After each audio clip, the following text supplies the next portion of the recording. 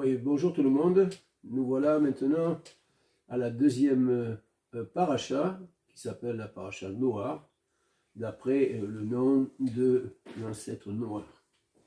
Alors ici, ce qui est intéressant, bien sûr, comme d'habitude, je vais faire simplement une vidéo qui va reprendre tout ce qui s'est passé dans cette paracha, mais je ne vais pas aller dans les détails. Pour aller dans les détails, il vous faudra aller dans mon blog et lire la paracha qui, elle, contient pas mal de détails sur la vie de Noah et sur les ombres des choses à venir, comme le Shaoul nous le dit.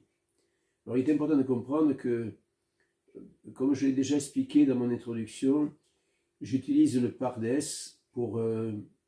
pour lire et pour étudier les parachas. Alors le Pardes, je le rappelle pour ceux qui n'ont pas vu l'introduction, le Pardes est un acronyme qui est basé sur le P du Pardes, qui veut dire le Péchat, le sens littéraire du texte, c'est-à-dire littéral du texte, c'est-à-dire ce qui s'est passé vraiment. Et ensuite nous avons le R qui veut dire le Remes, qui nous montre quelque chose, des choses qui sont à venir. Le D, c'est le Drash, c'est-à-dire l'enseignement que l'on peut tirer de cette paracha. Et le S de Pardes, le S pour le Sod, qui est ce qui n'est pas vu dans le texte, qui est derrière le texte et qui est révélé par les réflexions et par ce que nous comprenons du texte. Mais une chose importante, c'est que chaque niveau ne peut nullifier l'autre niveau. C'est-à-dire que si je prends le Remes, je ne peux pas faire une interprétation qui va nullifier le sens littéral. Le sens littéral doit rester tout le temps. Voilà, ceci dit, voilà, nous rentrons dans la paracha Noah et j'aimerais quand même la voir dans la lumière de ce que nous vivons aujourd'hui, ce qui est important, puisqu'en fait c'est ça que nous cherchons à comprendre, pourquoi nous devons étudier les parachas et Elohim, notre Père céleste, nous demande d'étudier les parachas. Rappelez-vous, Paul nous dit dans alors Shaoul, je vais étudier les mots hébreux, on va revenir dans les vrais contextes de l'époque. Donc Shaoul, qu'on appelait Paul, nous dit dans le livre romain, au chapitre 12, verset 2, il nous dit « Je vous en supplie, mes frères, ne soyez pas conformes à ce monde, mais soyez transformés par le renouvellement de vos pensées. » Et ça, c'était quelque chose qu'on doit comprendre, parce qu'en fait, c'est dans le renouvellement de nos pensées. La plupart d'entre nous viennent de monde séculaire. Nous avons été élevés dans des familles, pour les uns catholiques, pour les autres protestants ou autres, ou même sans religion. Pour ma part, comme je l'ai dit, j'étais dans une famille catholique, mais qui n'était pas pratiquante, donc il n'y avait pas de rite, il n'y avait pas de culte, il n'y avait rien. Ils étaient catholiques de nom, c'est tout. Et donc, nous devons comprendre que maintenant, nous devons renouveler nos pensées. Alors, lorsque Shaoul, Paul, écrit au 1er siècle, on se rappelle qu'il n'y avait pas de ce qu'on appelle le Nouveau Testament, qui en fait s'appelle le Brit Hadasha, l'alliance renouvelée, qui est basée sur Jérémie 31-31. Donc ici, nous voulons transformer, renouveler nos pensées. Comment on va faire? Bien, les pensées, pour les renouveler, il n'y a qu'un moyen. Nous sommes, pour ceux qui viennent du monde, comme moi j'étais il y a 30 ans, nous devons reconstruire ce qui nous a été inculqué depuis notre enfance, soit dans la famille, soit par les amis, soit par l'école, soit par notre vie. Donc nous devons enlever tout ça pour reconstruire et avoir des pensées qui s'alignent avec la pensée de Elohim, afin de pouvoir marcher dans la lumière de la Torah. Donc chaque fois que nous étudions la Torah, nous essayons de découvrir des choses et nous prions pour ça, afin de découvrir la grandeur et la beauté de la Torah qui s'applique encore aujourd'hui, parce que la Torah ne change pas. La Torah c'est la vérité, elle ne change pas. La vérité est la même hier, aujourd'hui et demain, elle ne bouge pas. Donc voilà. Donc ceci dit, nous passons à la paracha. Alors, premier point intéressant, c'est de voir le nom de Noah. Alors je l'ai pris là dans l'hébreu, vous voyez ici, je l'ai souligné déjà. Alors on nous dit, ici vous voyez, Elé, Toldot, Noah, Ren. Regardez bien ici, alors je trouve ça intéressant. Noah, Ren. Je vais l'agrandir. hop, je vais enlever ma photo ici qui dérange. Vous voyez? Alors, noir, noir. On nous dit noir, noir. Ok? C'est vraiment intéressant. Noir, noir. Le mot est répété. Et ensuite, on nous a dit que Noach marchait avec Elohim. Ok? On va le voir ici. On va prendre l'autre. Ici, voilà. Alors, il faudrait que je trouve un coin pour ne pas vous déranger dans la lecture. Donc, c'était la paracha 6-9, voilà. Voici la pensée de Noach, était un homme juste et intègre dans son temps. Noach marchait avec Elohim. Alors, juste, Noach engendra 3 fils, Shem, Ham et Japhet. La terre était corrompue devant Elohim, la terre était pleine de violence. Nous allons voir ça bientôt. Dieu regarde la terre, voici qu'elle était corrompue, car toute chair avait corrompu sa voix sur la terre. Alors Elohim dit à Noé, la fin de toute chair est arrêtée devers moi, car ils ont rempli la terre de violence. Moi je vais les détruire avec la terre. Et il lui commande de faire une arche. Et après il va lui dire qu'il va faire le déluge. D'accord? Alors, ce qui est quand même intéressant, parce que je suis en train de rechercher ici.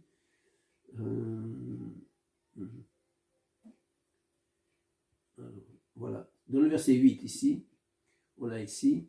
Donc je vais revenir sur le texte hébreu. Dans le verset 8, Vénoar, ici, Vénoar, Matsa, ici, Ren, Béhéné, Yehovah. Okay. Je ferai une vidéo sur le nom Yehovah pour ceux qui sont intéressés. Pour l'instant, il suffit de dire que ce qui m'intéresse, c'est le mot Ren, ici.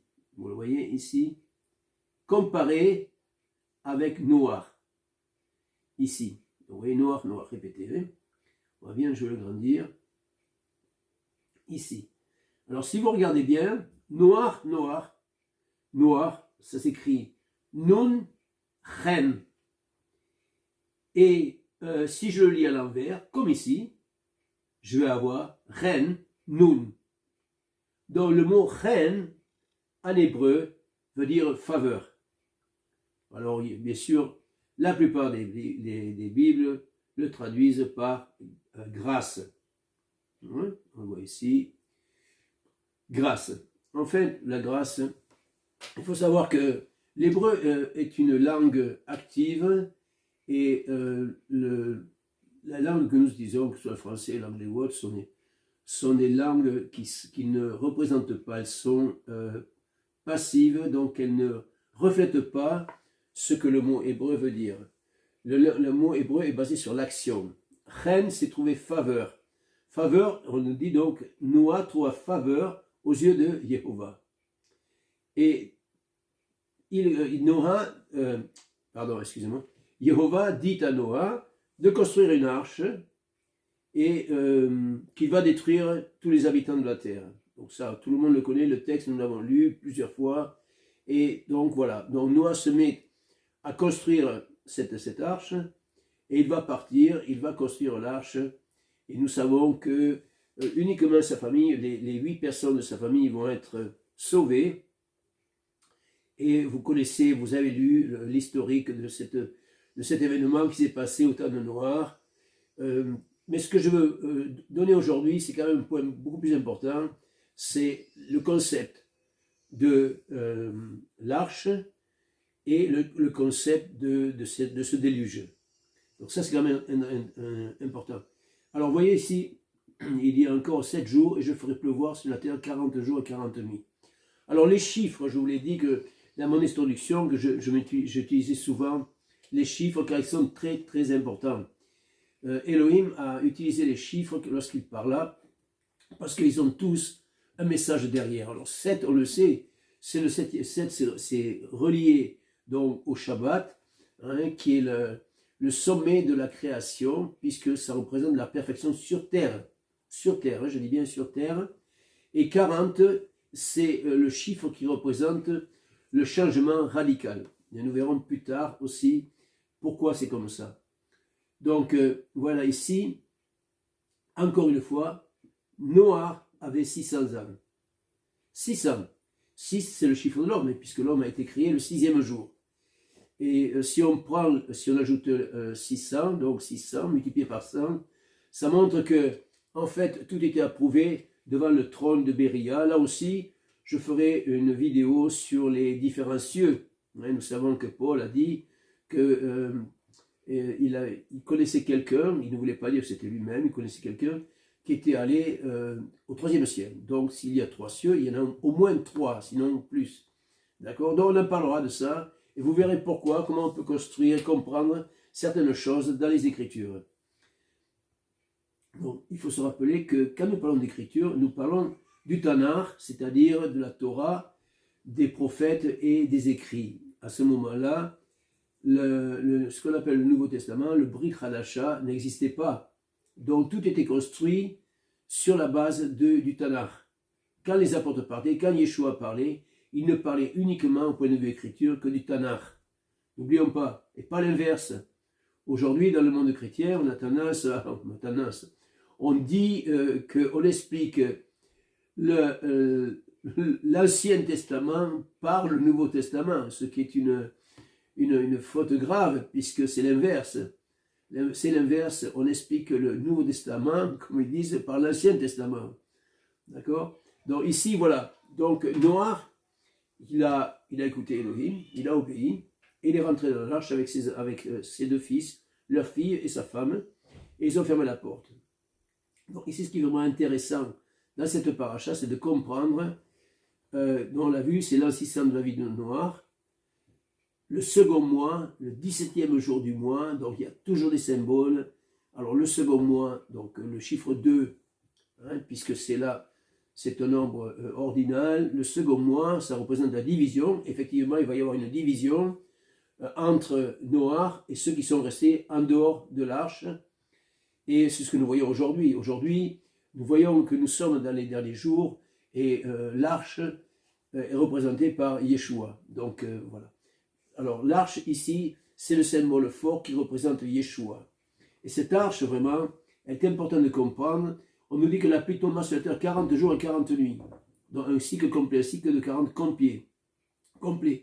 Donc ils rentrèrent et avec les animaux, alors on voit déjà que les animaux sont rentrés par groupe et on voit que Noah déjà connaissait ou savait faire la différence entre les animaux purs et les animaux impurs. Encore un petit détail qui nous servira plus tard. Donc il n'y a pas de coïncidence et les eaux montent et portent l'arche. D'accord? Et voilà, et maintenant la pluie continue de tomber et on nous dit les sources de l'abîme et des écluses des cieux furent fermées et la pluie ne tomba plus du ciel. Voilà, maintenant c'était le 7e mois, donc on a vu qu'il a plu et il a plu pendant 5 mois. Encore un chiffre, 5 mois représente la Torah. Voilà encore un autre chiffre. Alors ce que je voudrais dire, ici nous avons l'arche qui est portée par l'eau et donc vous avez l'arche, nous avons l'arche, à l'intérieur il y a Noah et sa famille, 8 personnes, le chiffre 8 représente au-delà du naturel. Et en dehors, nous avons l'eau et nous avons tous ceux qui sont détruits. Alors bien sûr, ça va de soi, une minorité est sauvée, une majorité est détruite.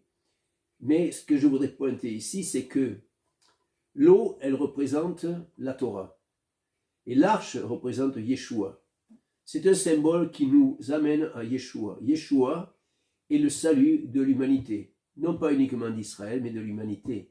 D'Israël en premier, de l'humanité par la suite. Et soit nous sommes en Yeshua, c'est-à-dire que nous marchons comme lui marchait, et nous avons bénéfice de l'œuvre qu'il a accomplie, soit nous ne marchons pas avec Yeshua, et nous sommes en dehors de l'arche. Donc le symbole est très fort ici, puisqu'on se rend compte que cette eau, qui représente la Torah, elle a 2 fonctions. D'une part, elle portait l'arche, donc elle sauvait Noah et sa famille, et de l'autre côté, elle amenait le jugement, puisque elle détruit tout ce qui n'était pas avec Elohim, tout ce qui s'était rebellé contre Elohim. Alors, un autre détail, c'est dans la construction de cette arche. Je vais vous le montrer. Alors, ici, ça c'est un texte que je vous aurais parlé, mais je vais vous parler plutôt de... Alors, voilà. Ici, vraiment intéressant. Fais-toi une arche de bois de gopher. Tu disposes cette arche en cellule et tu l'enduras de poids en dedans et en dehors. Alors, pour comprendre, encore la difficulté, c'est de voir les mots en hébreu. Et là, nous allons voir quelque chose d'intéressant. Donc, on va aller dans le chapitre 6, verset 14, pour voir. Voilà. Alors, ici, il va lui dire, voilà, gopherwood, ok. Alors, il emploie le même mot en anglais, ils sont simplifié la chose. Ok. Alors, je vais bien regarder si c'est celui-là. Ok. Un short pitch.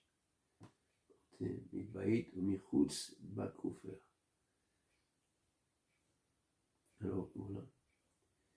Azelera teva atsegofer kinim ta'aze et ateva verafarta ota mibait hu michutz bakofer. Alors, ici, ce qui est important, c'est que le mot pour pitch, on va le retrouver dans un endroit bien précis. On va le retrouver dans la paracha du 7e mois avec la vache rouge, pardon, avec Yom Kippour. Yom Kippour. Ça, c'est vraiment important parce que ici, ça nous montre l'œuvre de Yeshua qui est justement celui qui va protéger tous les croyants de la destruction. Puisque, effectivement, pour protéger l'arche, Elohim a dit à Noah de la recouvrir, donc de la recouvrir de bitume. Le bitume. Hein, le bitume. Voilà. Tu l'enduras de poids en dehors, en dedans et en dehors. De la poids ou bitume, de manière à la rendre étanche. Et à ce moment-là, l'eau ne peut plus rentrer et l'arche est portée.